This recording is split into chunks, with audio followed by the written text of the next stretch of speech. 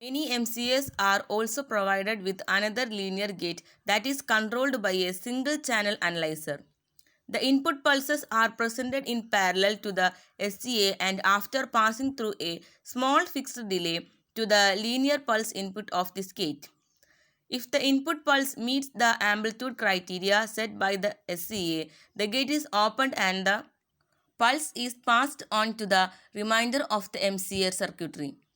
The purpose of this step is to allow rejection of the input pulses that are either smaller or larger than the region of interest set by the SCA limits. These limits, often referred to as LLD, lower level discriminator, and ULD, upper level discriminator, are chosen to exclude very small noise pulses at the lower end and very large pulses beyond the range of interest at the upper end.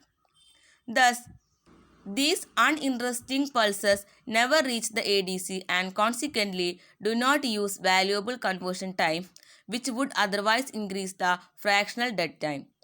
If an MCA is operated at relatively high fractional dead time, distortions in the spectrum can arise because of the greater probability of input pulses that arrive at the input gate just at the time it is either opening or closing. It is therefore often advisable to reduce the counting gate represented to the input gate as much as possible by excluding noise and other insignificant small amplitude events with the LLD, and if significant numbers of large amplitude background events are present, excluding them with an appropriate ULD setting. The contents of the memory after a measurement can be displaced or recorded in a number of ways. Virtually all MCAs provide a CRT display of the content of each channel as the Y displacement versus the channel number as the X displacement. This display is therefore a graphical representation of the pulse height spectrum discussed earlier. The display can be linear vertical scale or more commonly as a logarithmic scale to show detail over a wider range of channel content.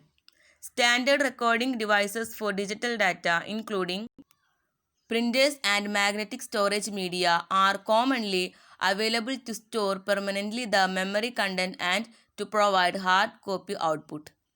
Because of the similarity of many of the MCA components just described to those of the standard personal computer, there is a growing availability of plug-in cards that will convert a PC into a MCA. The card must provide the components that are unique to the MCA, but the normal PC memory, display, and input-output hardware can be used directly.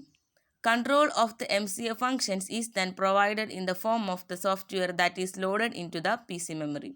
Thank you.